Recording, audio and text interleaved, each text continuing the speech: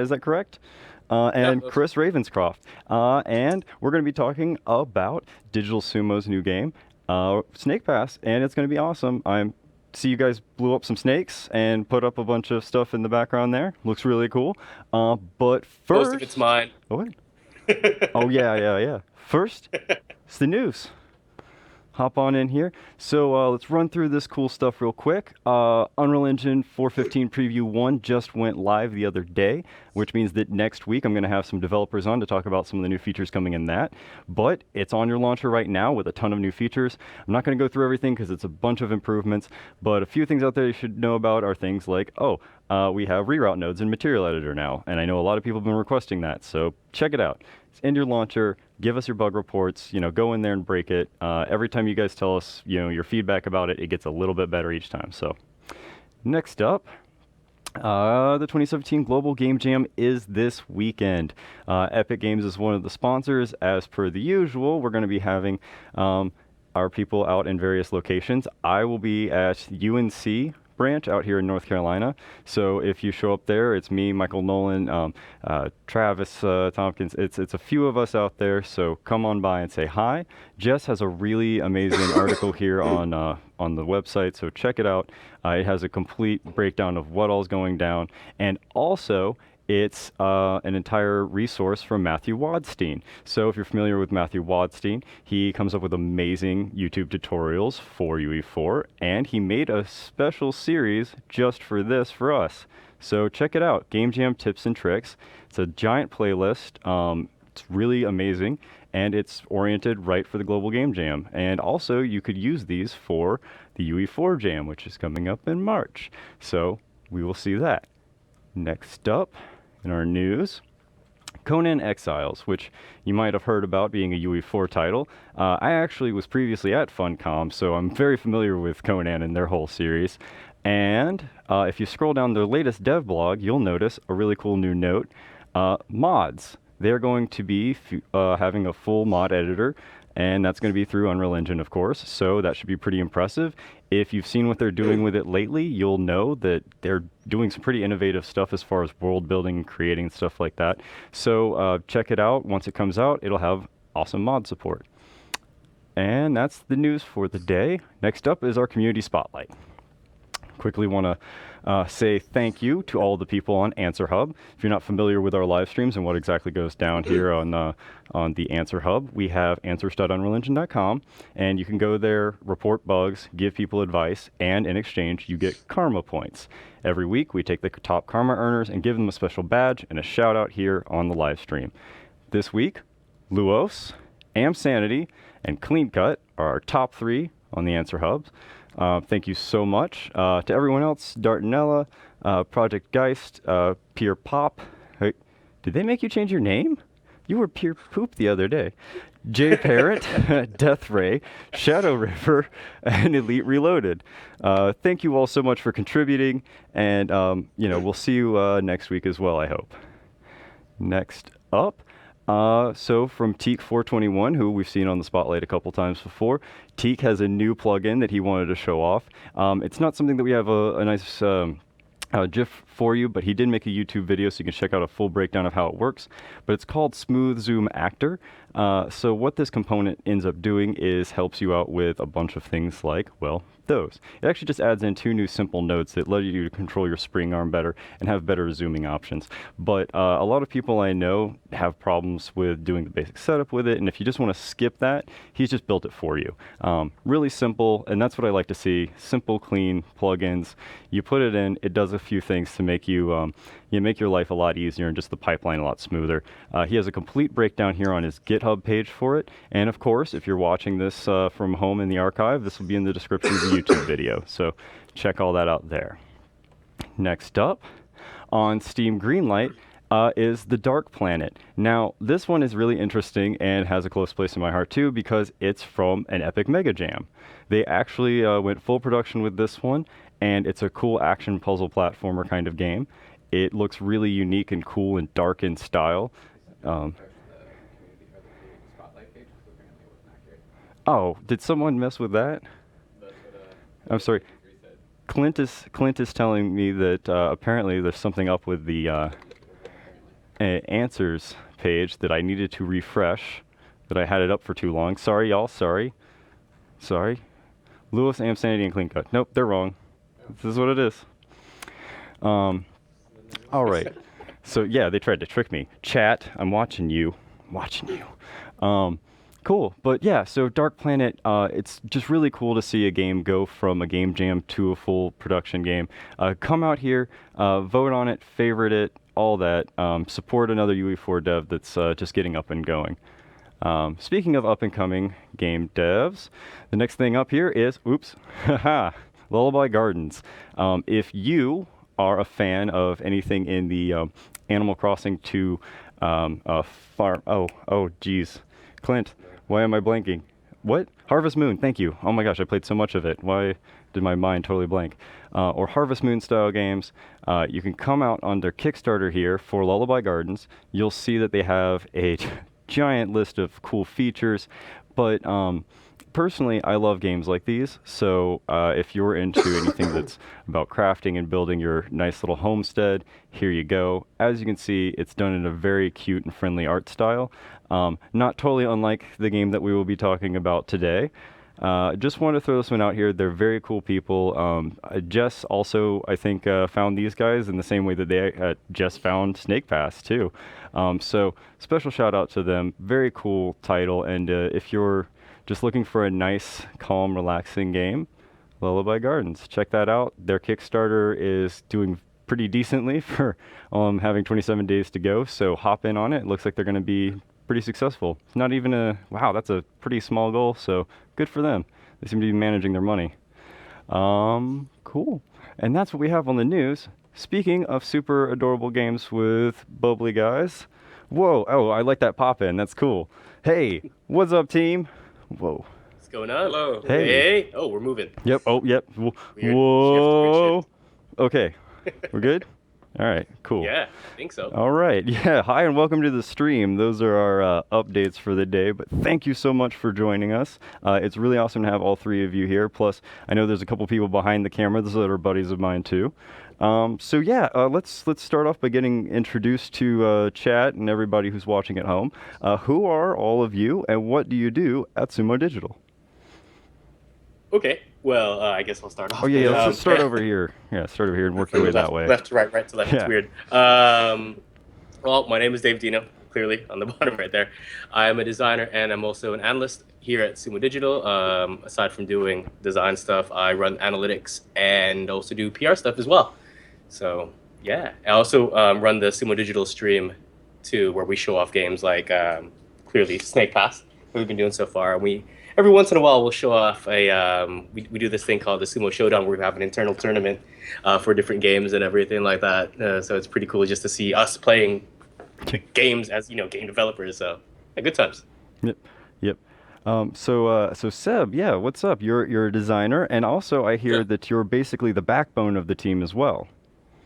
Oh, thank you. I'm not sure if that's entirely true, but I did come up with the original concept. The game jam, almost a little bit more than a year ago, was one with my idea, the Snake Simulator, and has over the last year turned into Snake Pass. So yeah. Very cool. Yeah, Chris, you're a programmer. What are you doing over there at Sumo? Yeah, so programming. So on Snake Pass, got to do pretty much a bit of everything. So UI, gameplay, audio. Yeah, it's cool. It does it all.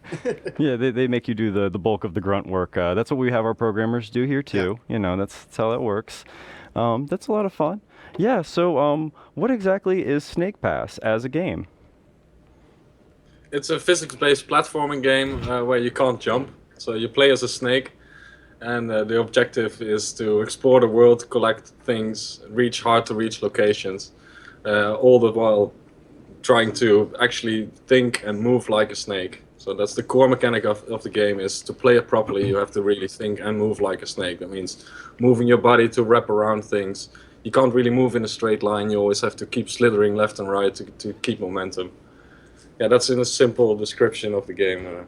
Yeah, and you pretty much covered it. Oh, I'm sorry, I didn't catch that. Oh no, I just said that. That's pretty much. Yeah, that's Okay. pretty much a just snake pass right there. Yeah. Yeah, it's definitely completely different from any other kind of movement mechanics I've ever seen before in a game. So that's very unique. And you said it got started through a game jam. And how exactly did you get started on that as the Seb, as the artist, the programmer, the developer? What were you doing there?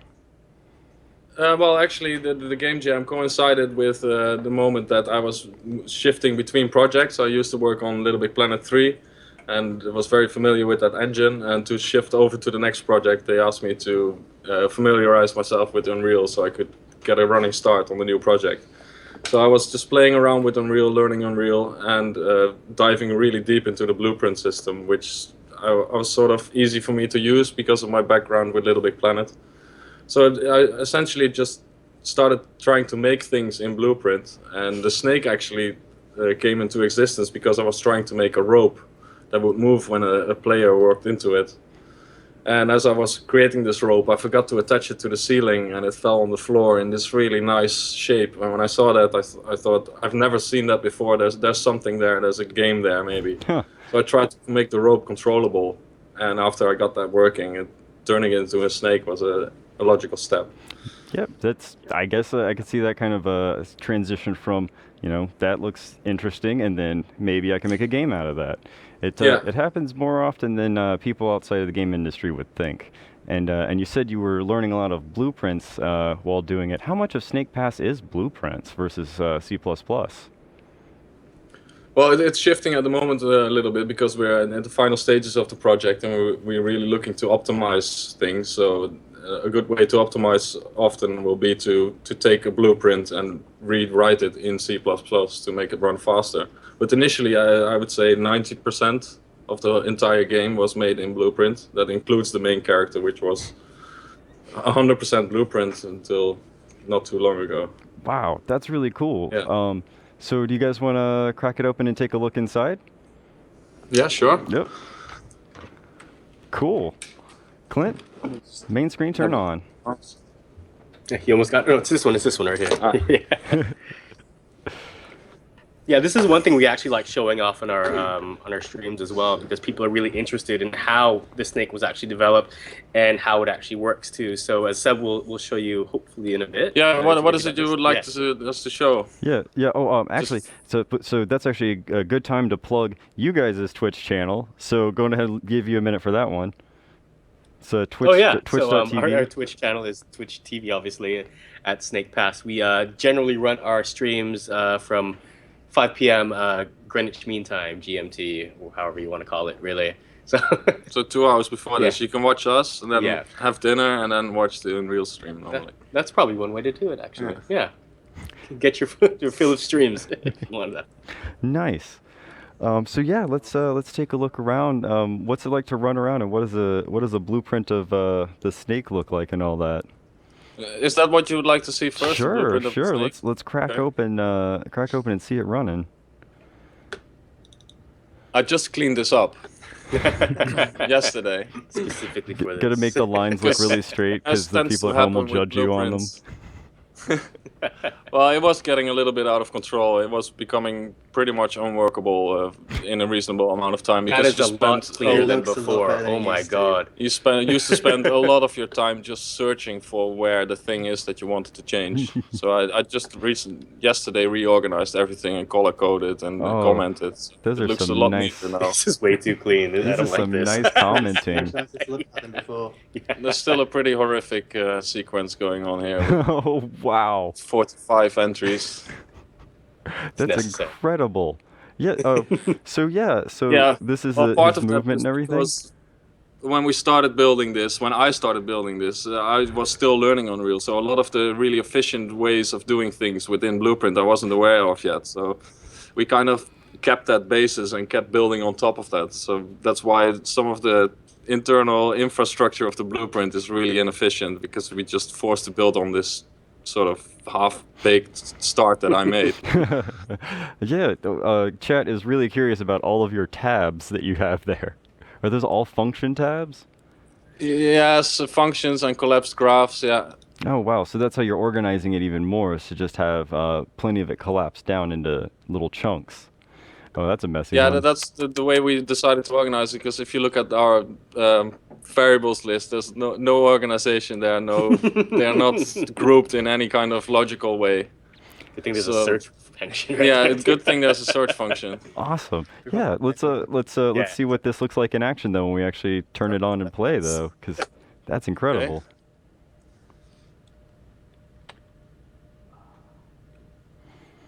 The service You gonna have Dino over there play it, or are you gonna play it? Oh, okay.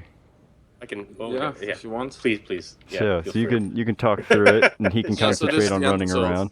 So yeah, what's this? This upward. What is allowing him to do that upward spin like that in your design? Because I've noticed him doing that a lot to not jump but get air.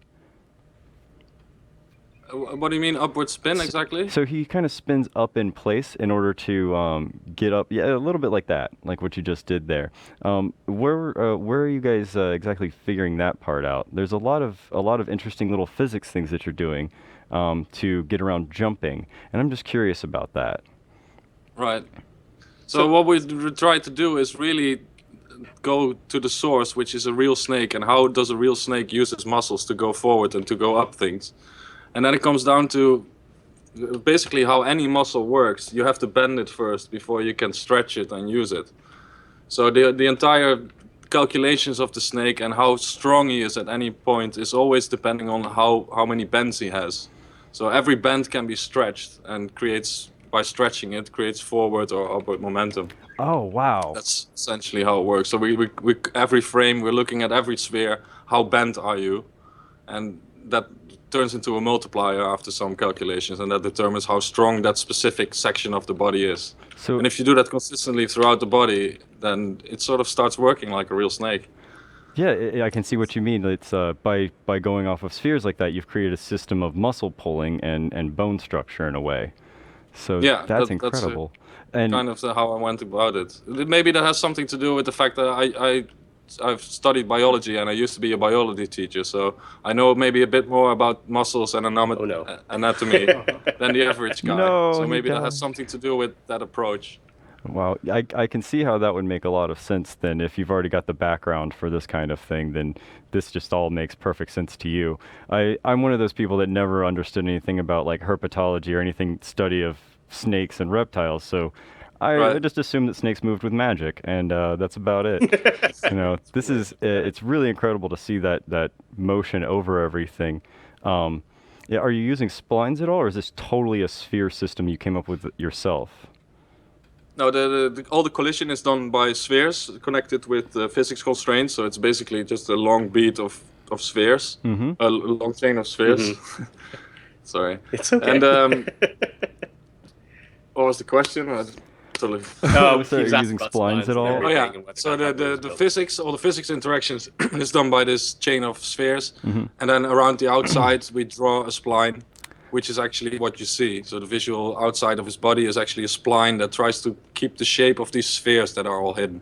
Oh, Apart from that, all movement is purely physics based. Yeah.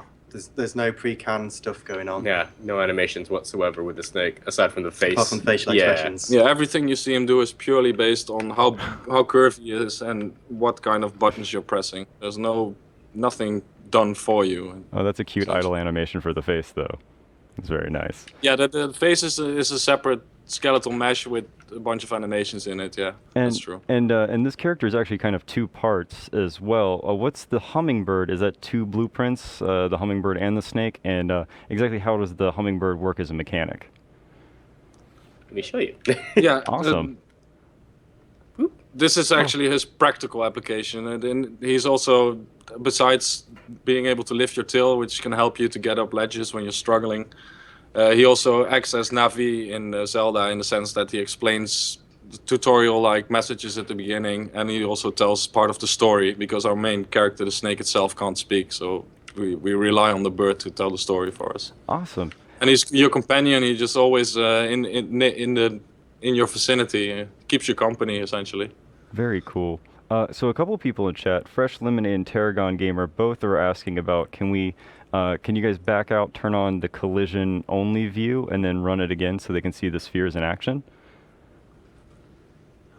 If someone can tell me the shortcut key for that. Oh no, I don't know the hotkey off the top of my head for it. I think If I enable it through the viewport, you then I can- think it will disable itself as soon as I press play. I'm pretty sure that, let me see here. I'm sure there's a console command for collision view though. If play overrides it. Okay, try let's see here. Try putting in I think it's view dot something. Hang on a second. Now that I'm thinking about it, it's not something I have off the top of my head. I am literally Googling it as we speak because I am, and I'm sure someone in chat is like, Alex. Let me see here. Come on, Leos, where are you at? Yeah. Let's see here. Now he's asleep. No. Shift F1, eject, then change options and repossess. Oh, that's true. Yeah, you could be in the game. Yeah, there you go. Or tilde show collision. Oh yeah, just tilde show collision. What am I doing? Yeah, hit console when you're in game, and then show collision.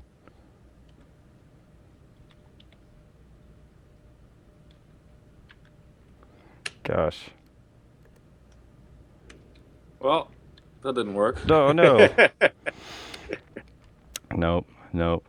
I mean, I can't show them both, but this is the collision view in editor of the world. Oh yeah. That's something. Ta-da! Oh yeah. Did you guys put in a space? They're saying between show and collision. That'll do. Yes. You did? Try that. Okay. Try one more. Right here. Hit tilde. Or are you actually? Wait. Are you just in editor? Or are you? There you go. Yes. Yeah.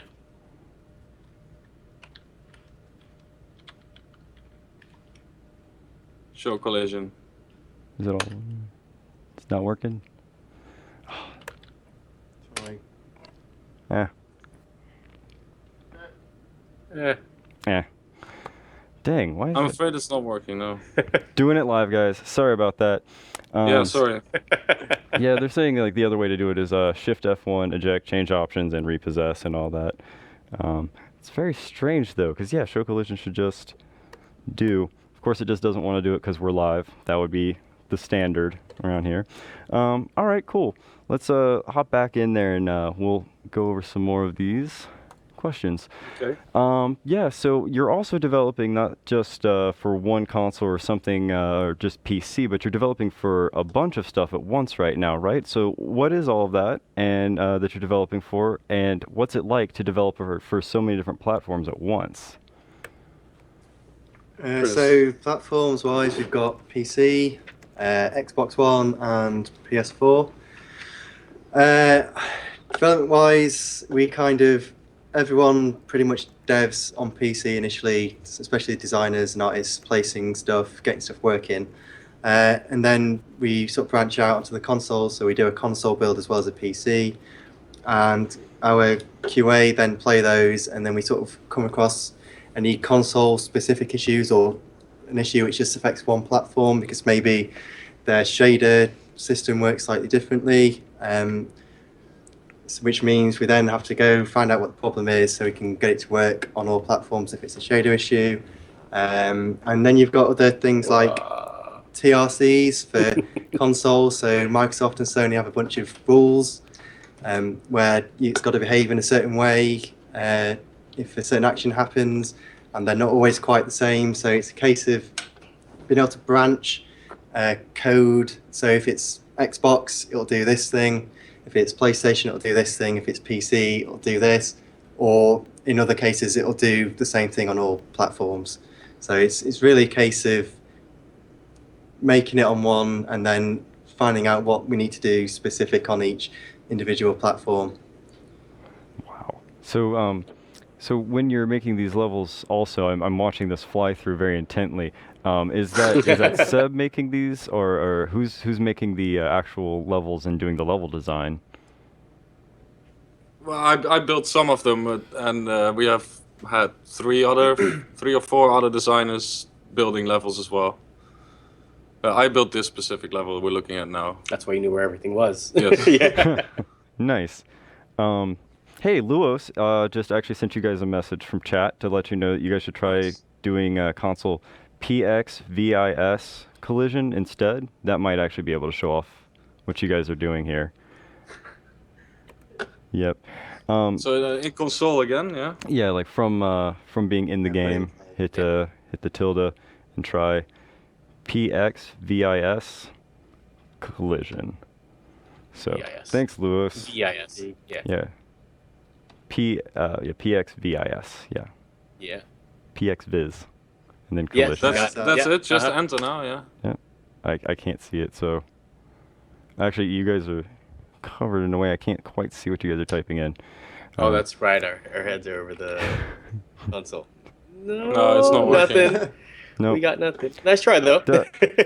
Yeah, that's it. Sorry, Lewis, that apparently does not also work. It's funny You to have see to like take away his chat over karma here now. scratching their heads too. It's not all F4 guys. I'm not falling Karma for that one. removed. Sorry, Lewis. Yeah. Cool.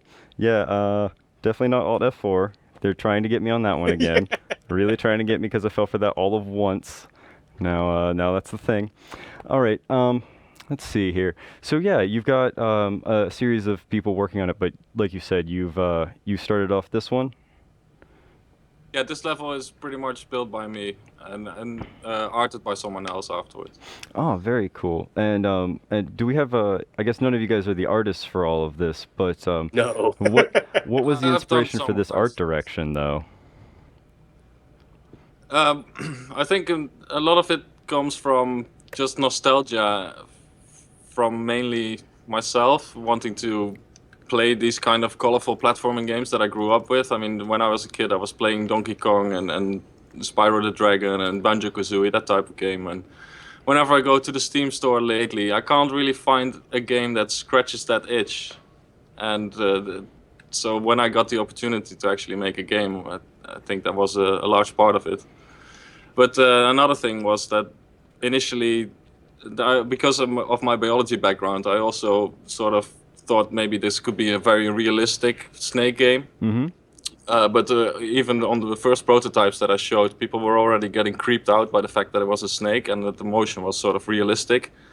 So when we realized that that was an actual issue, that people just don't want to play or look at it because it's a snake, we knew that we needed to have the snake look as cartoony and as cute as possible, just to not scare people away. So I think it's a combination of those two things, just the nostalgia, missing that type of game, and the fact that we need our snake to look as cute and as approachable as possible. Yeah. Even in like earlier concepts, it was still, people thought it was still kind of creepy, Yeah. just because of the slithering motion and everything like that. So Yeah, we've iterated many times on mainly the face of the snake, just every time to get it more and more cute, to really get everyone on board on the fact that you're playing with the snake. Yeah, I can see I can see what you mean. Where if that had like a very real, sharp reptilian head, it would be pretty creepy versus the kind of Pixar Banjo-Kazooie Crash Bandicoot head it has now, where Yeah, exactly. it looks like it wants to be your buddy. Yeah, actually, now big that I'm hug. looking at it, the colors of the striping also. Is there not a snake that has like a similar color and stripe setup like that? And is it like Yeah, the there's not poisonous it's a- one, and there's like another one with similar striping that is poisonous or something? Yeah, there's coral snake and milk snake, Yep, which have that's very it. similar patterns. But we're using the colors of a coral snake with the pattern of a milk snake. Oh, that's really interesting. So it's kind of like I guess that's like for people that know snakes to kind of hide that in there for them. Yeah, a little bit. To be honest, it's mostly just because it looks so good. These colors in the green grass just looks. It's a nice stunning. contrast, the That's orange to main green. reason he's got these colors. Yeah, which actually, it's kind of curious. You guys thinking about putting some skins out, different kinds of snakes, like cobras and other things you can play as? We've had many of these type of questions about hats and skins, but for now we've Snake just said, hats. no, this is what Noodle looks like. This This is is what you're gonna have to do it no. with. You have to have like a hat, but it like straps to his head so it doesn't fall off. Oh no, I didn't even think of hats, but I guess that is kind of the first thing that people Good go idea. to. yeah, you brought it up. I brought it up again. Wow. Yeah, that's It's a hotly fascinating. debated subject here. Yeah. Oh man. So yeah, what's going on there? He's eating pickups underwater, or was that like a breathing indicator? No, that was indeed a collectible, just like Oh, I see. the blue wisps that I'm collecting here. Yeah. They are sort of just breadcrumbs through the level, and they entice you to get to harder locations. Okay. They're optional. You can skip them. The only thing you really have to do to complete the level is get the 3 gems, which you can see in the distance there, the yellow beam. And I just collected the green one on top of that rotating thing. So if you collect those 3, you can finish the level. But there's an additional 20 collectibles for people who want to go the extra mile and really want to challenge themselves. And even some other secret ones as well on top of that, right? Yes. Yeah, some extra secret. There's 5 coins in every level as well, which are even harder to find or to get. Wow. Yeah, I can definitely see how you've designed this to be, you could run through it start to finish, and I take it that there's just like a finish line kind of area to it, and then you have lots of secret side areas, and there's like completionist there's completionist mechanics in there for the people that like to go out and get every single pickup, every single secret, but then there's like speedrunner, just race right through it kind of level layout Oh, too. it's definitely that type of game. Yeah. Yeah. So as soon as you actually complete the level, you get to play it in speedrun mode as well, where we will actually track your time, and that will go onto a leaderboard. Let's see here. Very cool. Couple of questions have kind of come into chat here and there. Okay, every single one of these is kind of in the same vein. Can you strangle things like a python? You can hug them. You can hug them. You can hug things. Okay, I'm It's okay. I'm interesting. cool with that. In one of the earlier concepts that we had, the main goal of every level was to save your hamster friend. This is before the hummingbird came into play, and I don't know if the hamster had a name, but for some reason the hamster every level would always get captured by something, so you had to break the cage, and that involved removing different switches, so on and so forth, in order to free the hamster from where they were at. And so in order to complete the level, you actually had to give the hamster a big hug. And then once you did that, once you gave him the tight squeeze, he would blow up into a bunch of hearts. And a lot of people liked it. Yeah. There were several that, this might be a bit too dark in a way. So, yeah, that's definitely the origin of the hugging versus strangle more than anything else. Yeah, so this is Yeah, like, again, this is that like the also- hug here to get the lever to crank. Yeah, if you want to call it that, for Yeah, sure. we're calling it the hug. When you guys make the instruction level, the tutorial, call it hugging, because it should just be as cute as possible like that. It's just a snake hug. It's a snake hug. He's friendly. That's all. I've just been watching the Lemony Snicket series of unfortunate events and got through the whole arc there. And so it's just like, yeah, he's the incredibly deadly viper. He's just super sweet. Very nice. Does the snake get longer like in the game Snake or change size? Tarragon is asking. No, he doesn't. No, that's something we definitely tried at the beginning when we weren't sure exactly what the final gameplay would be like. But as we started improving the climbing more and more, and we started realizing that that's the core of the game, that's what makes it unique, that's what's cool to do. And then we started trying different lengths, and it turned out that this is pretty much the optimum length. If you make him much shorter, you don't really have enough room to wrap around things, and you won't be strong enough to get up things. And if you make him longer, you have this long thing behind you that's constantly pulling you down and dragging you back. And that also felt annoying. So there's a little bit of playroom that we have, but we don't think it's enough to justify adding a growth mechanic. He kind of just needs to be this length for the whole game. Okay, well I can totally see how that is, especially if it gets a little too long and then you just get dragged back to wherever you were if you try to go up something or something like that. Yeah, it makes perfect sense. So let's see here. Next question is, that's the strangle one. Let's see. Can you eat enemies and also fresh? So Smiler2 asks, can you crush or eat enemies? And Fresh Lemonade asks if there are any enemies at all. No, there are no enemies. Yep. It's a super friendly, laid-back game. Mm-hmm. It's all about dexterity and intelligence in a way. Like how do you train your fingers in such a way that you can control the snake to do what you want? And the only enemy you really have is gravity. So gravity always trying to fight with you, trying to pull you down. So it's a lot of passive environmental dangers, but not so much an active AI who chases you anywhere. Cool. No, not at all. No. Not at all. All right. Let's see here. Next up. Got another question here. Fly. How big is the entire team, and how long do you anticipate chat is flying by, and how long do you anticipate the complete development to take? Well, maybe you can say something. People on the team. So I think at the moment we've probably got about 20-ish. I think that's about right, yeah. It's 20, 25, I think. So it's quite a small team compared to what we're used to. And finishing, we're sort of on the final push, as it were. So finishing off content, looking at performance, and yeah, so it's coming out in the not too distant early future. 2017, and this Yeah. is relatively early 2017. It is, yeah. Mhm. We'll let you guys know very left. soon. Yeah, we're there. It's not too far away. Yeah, All right, you won't have to wait too long. that at least gives us an idea. Yeah.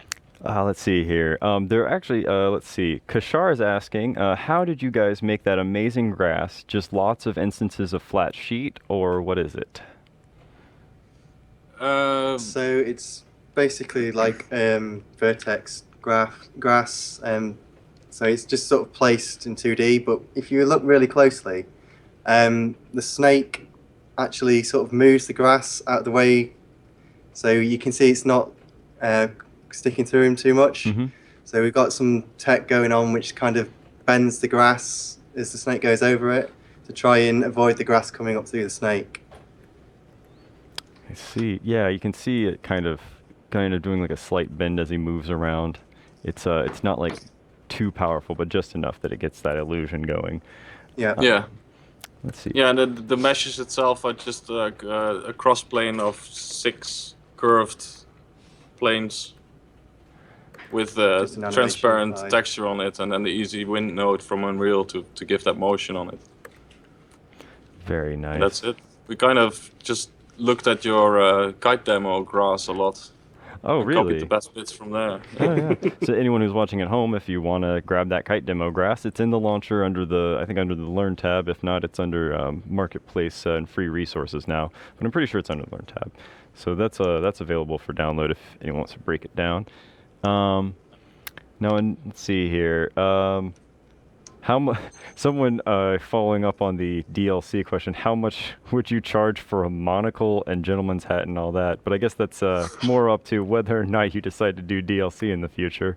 But actually, a lot of chat just started suggesting things to you like, "Oh, give him an eye patch. Oh, give him this." But those aren't questions; those are requests.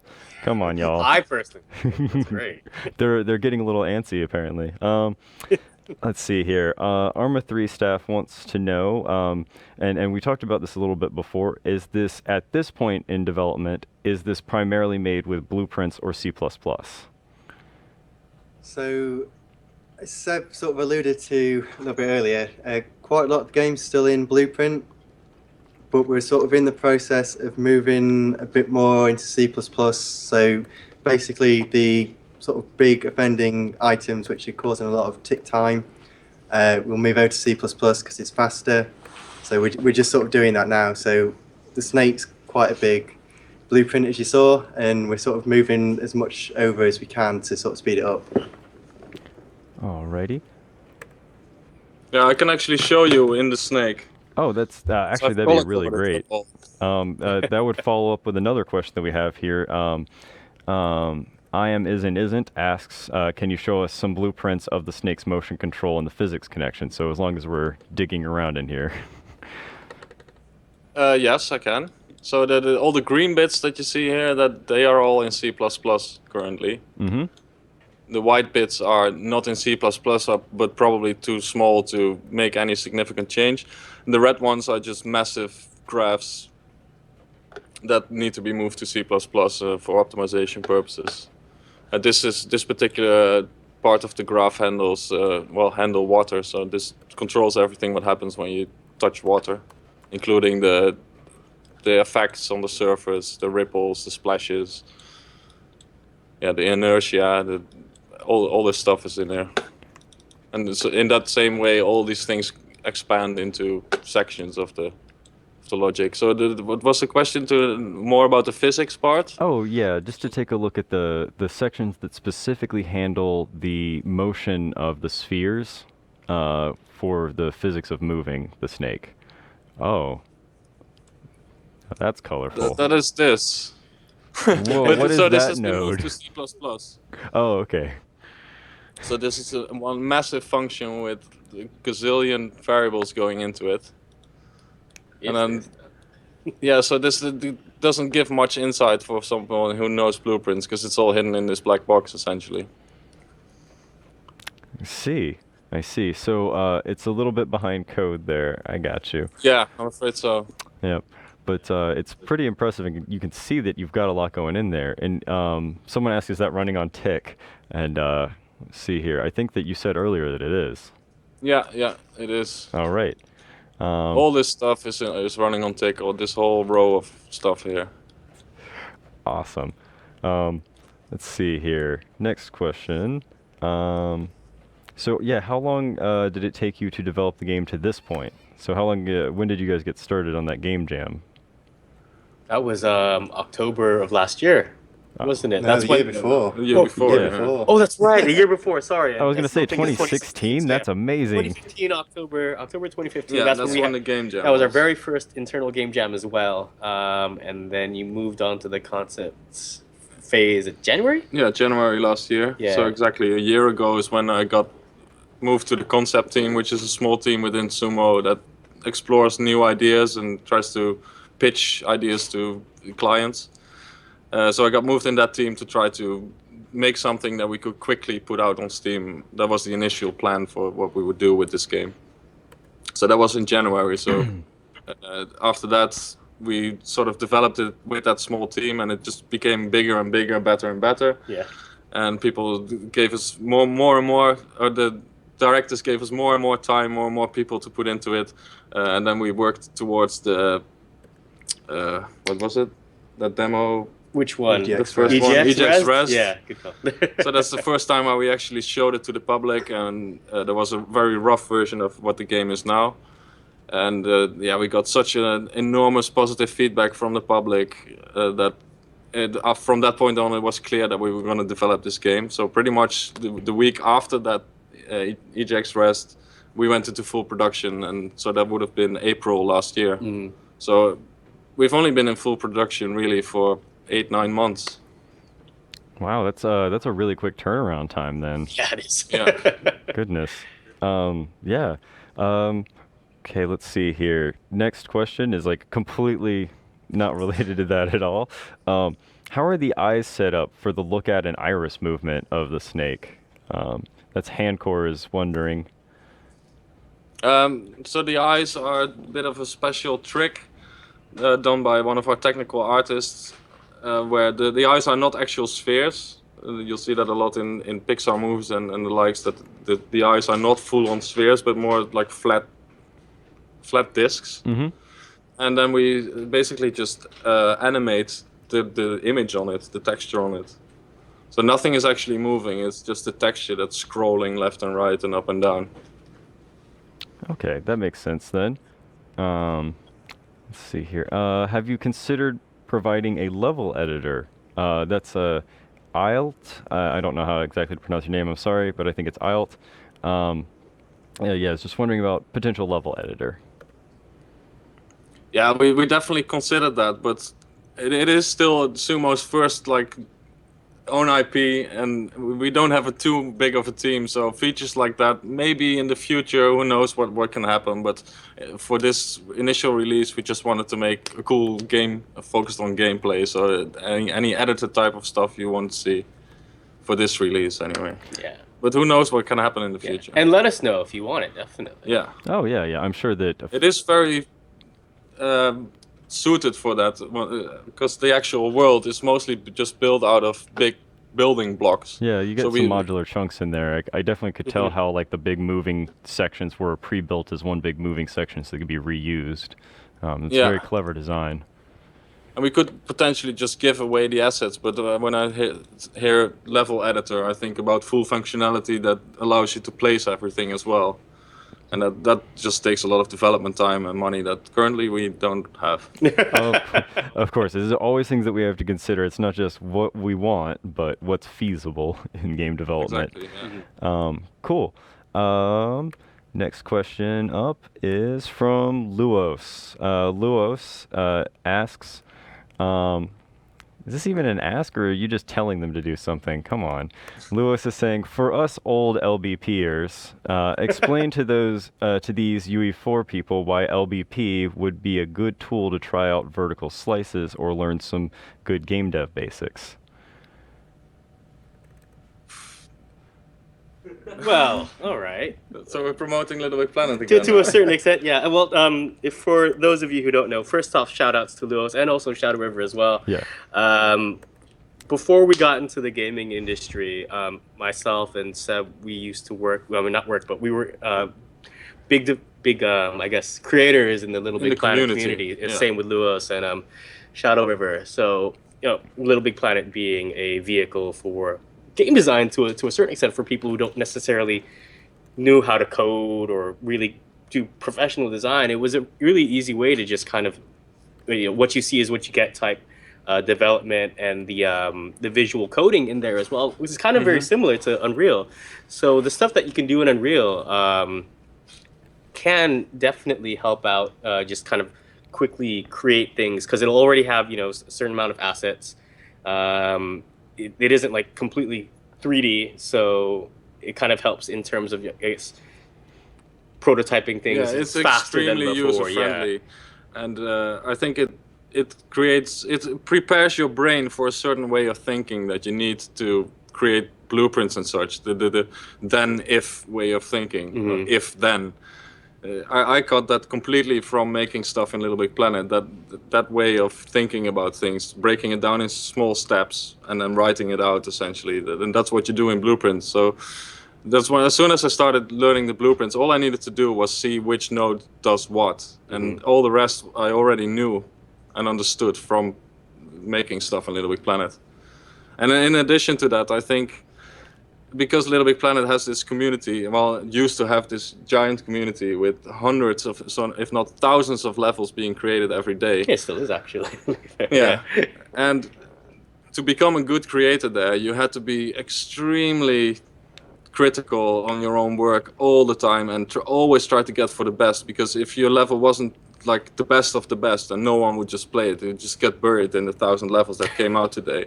So I think it really, if you really wanted to, if you were really a serious creator like we were, you spent hours and hours just with minute details and perfecting everything from the first image on the screen until the death animation. Like everything needed to be perfect. Even optimizing your own code, really more than anything else, to get the best performance out of your game. So a lot of the stuff is very interesting. Just looking at when Unreal came out with the blueprints too, and I was like, oh my god, that kind of looks like Little Big Planet's system as well. So taking a lot of those skills, they're very interchangeable. And if you want to do something, I guess, like Lewis said, make vertical slices. Little Big Planet's not a bad way of doing it too, to be fair. Yeah. Yeah.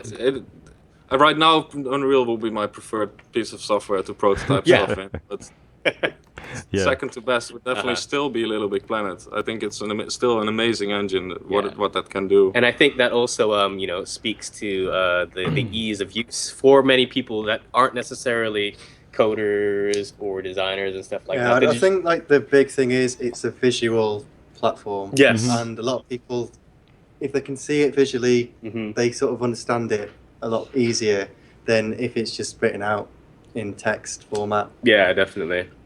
Yeah, that I can absolutely see that. That pipeline makes perfect sense. And I was actually a Little Big Planet level creator as well back on the original. Nice. So up until I got banned, I won't talk about it, but it was really fun. That's understandable. We all got banned once. I think everyone, all of my friends at least once got that. But it's a great way.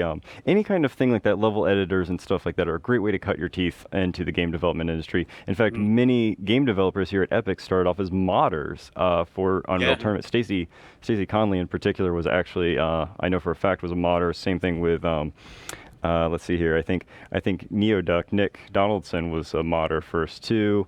Quite a few people came from the modding and like level designing scenes.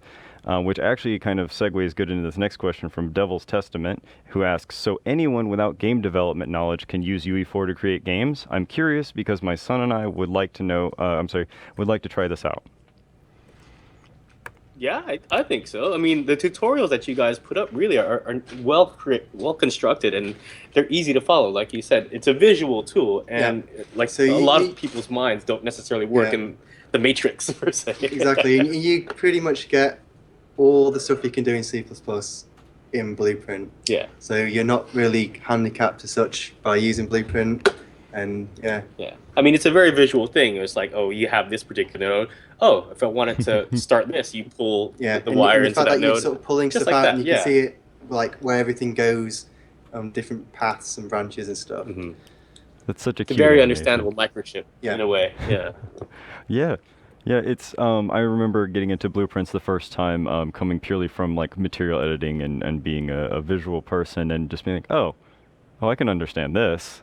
Yeah, no, the giant sheets of words terrify me, but this, yeah, I got this. And then I actually started kind of like looking into C++ and everything later. But yeah, I remember that intimidation factor really goes away when you look at it and like, oh, well, this logically connects. So, and he has a quick follow-up on that. Any suggestions for someone who is trying to design levels and has never done anything like this with UE4? I would like one day to design levels for PC and PS4 games. Well, again, I would. The answer to all these questions is go to the Unreal Hub on YouTube and watch their tutorials. And I would say specifically the twin stick shooter tutorial. It's 21 or 22 episodes long, so it is quite a long haul, but it takes you through all the elements of Unreal Editor. And I really felt after I did all of that I could start making pretty much anything I came up with. And so far I haven't really run into anything I absolutely can't do. So if any tutorial, try the twin stick tutorial. The twin stick shooter tutorial. Is that kind of going to get you close to these kind of mechanics, or just like good level, or just that's your suggestion for a good base to start on for level design? Well, it's that one is not so specifically for level design. It really takes you through the entire editor, from setting up animations in a character, how to plug in buttons to actually control him, to making a very simple level with simple enemies and a simple health bar system, a simple HUD. So all the different elements that Unreal has sort of gets touched on. I see. And it just shows you sort of what the idea of the editor is. Like, this is how you're supposed to use the editor. And that for me was very eye-opening. Yeah. Okay, I see what you're saying now. That makes a lot of sense for getting started then. And yeah, we do have a ton of tutorials up on our YouTube channel, and check those out. And also, if you're watching this live, know that we are going to put this up on the YouTube channel for watching later. So if you wanted to know about something we've talked about or rewatch something that we did on the stream, it'll all be up there for you. Cool. Switchmark asks, how much performance did you save on moving from plugins to C++? Are you really feeling a difference now? I don't know the exact numbers to hand, but it's noticeable enough that you want to move them across. It really depends on how many ticking actors you've got in your level and what's happening on those ticks. So a lot of ticking actors you want to try and reduce. Maybe when they're a certain distance away, stop them ticking. Yep. And then if you've got a lot of heavy lifting going on in a blueprint, and we found there's certain functions within a blueprint which seem to take quite a lot of time. If you move those into C++, then you keep saving bits and bits, and those bits eventually add up to quite a large chunk. Yeah, it's slow. It's like little piece by little piece, but all these little pieces do add up to a significant saving in the end. Yeah, we always talk about shaving off like milliseconds off of a blueprint by doing a couple things in a few of our training streams. It definitely is a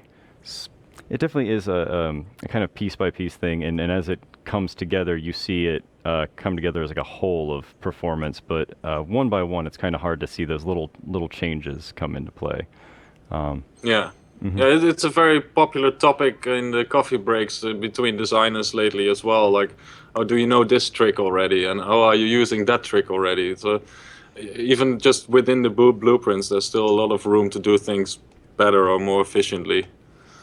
So yeah, optimization, you essentially constantly have it in mind. Always, it's always in the back of your head. All right. Let's see here. This wasn't specifically asked, but someone in chat kind of suggested this. But I'm curious. Have you considered doing anything with more than one player, or is this an entirely single-player game? Well, initially we tried multiplayer really early on, but a lot of the snake was at that point so badly made in Blueprint, so inefficiently made in Blueprint, that as soon as you put two together and they started touching each other, it would just slow down to unplayable frame rates. So for a long time we thought it probably wasn't going to be possible to do multiplayer. But lately we've had some more successful experiments. But again, for the initial release, we Trying to keep it as simple as possible. exactly, yeah. I mean, it is a different way of playing the, a 3D platformer to begin with. So, a lot of the focus is, how do you get around that in your head? Yeah. Think like a snake. Yeah, I could definitely see how maybe in the future you consider a expansion to have a multiplayer where you do things like two snakes wrap their heads around each other to make a knot and form like a long rope, and I'm just like imagining what kinds of strange mechanics you could come up with for that. That is so cute, by the way. I love that he lifts your tail and you can kind of hug yourself. Look at that. It's like a confidence building thing. Like, aw, see, I like me. Very cute. I'm great. Oh, can you guys turn on the stat unit? They're a little curious to see that. Which one? Stat unit. Stat unit? Yeah, it should just be console stat space unit. For some reason, every time I press maybe enter, it console goes on just pause. doesn't work for you guys. Maybe that's what it is, because we keep trying and nothing seems to go You through. don't want to show you anything. Yep, that's it. Stat unit. Yeah, unit. Darn. So let's see. Lewis is It's also considered asking, boss, isn't it? who is your VFX artist? Oh wait, there it goes. And you have to import. Or at least that's a FPS for a second there. But who is your VFX artist for all of this? That is James McWilliams. McWilliams. We've been calling him by a nickname. So, yeah. Okay. I probably don't want you to answer that live on stream, right? No, that's not. It's not All a right, bad cool. It's We'll not a skip bad that nickname, one. That way James. Clint doesn't have to make an edit later. Yeah, Clint doesn't like to do that It is actually. there now. Yeah, we got it. Oh, there we go. So now you have to I am. unpause somehow. Okay, don't press anything. Oh, what is happening? Huh, Uh-oh. huh. Oh no! Oh, you've broken it. Look, guys, we finally got one of the We got it up consoles though. I mean, live. Yeah. Let's see here. How big is the snake in Unreal units? Verge of right. Apathy is asking. Huge. Yeah, again, because when I made the original prototype and didn't really know much about Unreal and about sizes and units, I wasn't really a consideration. I just started making them from the default sphere that was in my content browser. So every sphere of his body, which is invisible unfortunately in the blueprint, but every sphere is just the normal default sphere, which means that the total length of the snake adds up to about 30 meters. it's a big snake. Yes. It's a 30-meter snake? Just as Yeah, well so- as in a big world as well. Yeah, the world is. We had to make the world massive, absolutely massive, to make him feel a normal size. Is it Australia? Like, Jesus, it's horrifying. Oh no, I don't think I'd want the 30-meter snake hugging me even. That's Yeah. yeah. In our heads, he's like about 1.5 meters long. But if you go to look at Unreal units, you'll come approximately 30 meters. You should port him into another game with proper scale. Buildings and everything is normal size. Hugging buildings. Yeah, just giving a big old snake hug. Actually, wouldn't that be great? You guys should pair up with the Sci-Fi Channel, and you guys, they always have like one of the snake versus dragon movies that come out, and that's what you do, right there. Mega Anaconda or whatever. I was saying this before. We're also working on Crackdown 3, so it would be cool if we could somehow just get him in the giant city of Crackdown. Destroy everything. Yeah, snake character in Crackdown 3 confirmed. No, that'd be No, not at all. No, No. that'd be amazing. No, that's too much fun. Anything with destructible worlds, and Yeah. that's But it would be really fun. cool. Yeah, someone sent me a picture of of King Kong fighting a giant anaconda. Thank you, Seto-kun. We needed that in our lives. Yep. So that's a lot of nope. Let's see here. Did you Fresh Lemonade is asking about your world scale because of that? Did you adjust your world scale so that you don't have over complex shadowing? No. Please email us. All right. No, I don't think so. I have never heard anyone mention that before, so I don't think we have used that. Cool. But we'll look into it. Yeah. So how big is Doodle then? I guess. Oh yeah. How big Well, is it that would probably be hummingbird? about a meter high. That's a big bird. It's how big? He's about a meter high in Unreal units, I think. Oh, okay. So he's like significantly smaller than the snake, actually. Okay. Okay, Yeah. that's good. Good. That's a little terrifying having a giant snake. I don't know why a giant hummingbird also is unnerving to me, but it kind of is. Look how strong it is. Yeah, it's lifting a 30-meter snake. That's a pretty tough Yeah. hummingbird, if you think about that right there. Yep. It's a dinosaur. So. Let's see here. Lewis comments about the amount of energy it would need to consume. Yeah, of course, that makes sense. Let's see here. Half Blade is asking, do you have some specific process to create this art design? Do you use any realistic looking textures and rework them, or is this completely hand drawn? And I know you guys don't have your artist, but I was hoping you knew. Well, I think it's mostly just realistic textures. But I'm not really. I don't know enough about it to say that for sure. All right. And let's see here. Have you tried? I'm gonna see here. We're getting a little close on time, so I'm gonna do this hand core question last, and then we'll talk about where we can find out more. Handcore is asking, have you tried AI movement for your snake instead of player control, just to see if it works? I guess. That would just be really difficult. Yeah, because the We haven't slithering is tried. very manual, like the actual moving the head back and Yeah. forth. So you would need, like, forward wouldn't be forward for you. It'd be like a whole custom function. So yeah, I can see where that would just be like crazy amounts of work to do. Yeah, he needs to taking have a lot of complete variables, and really. full knowledge of his surroundings and where he needs to have a full understanding of his world for him to be controlled by AI. I'm big with that much. Yeah, I can't even imagine beginning to work on something like that. Yeah, I'm sure that would be quite the thing to think about, especially when you're thinking of, you'd have to do it like a bunch of like importance points, and it'd be a very interesting setup. You'd have to design the level to work with the snake's AI and not just purely be an AI development thing. Yeah, exactly. I mean, even if you could draw a spline to make a rough path that he should follow, I don't think you'll get anywhere with that. The motion is just too complicated. Yep. So that one's probably out, but Yeah. cool. It's an interesting thing to think about and discuss, though. All right. So for now, if anyone here has any more questions, of course, we have a forum post that you can go to at forums.unrealengine.com under our events section. We encourage you to come there and ask any questions you may not have seen get answered here on the live stream.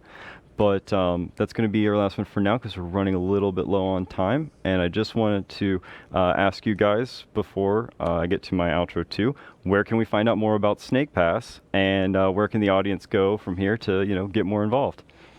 Cool. So we have several places on social media. First of all, you can find us at www.snake-pass.com, which is our main website.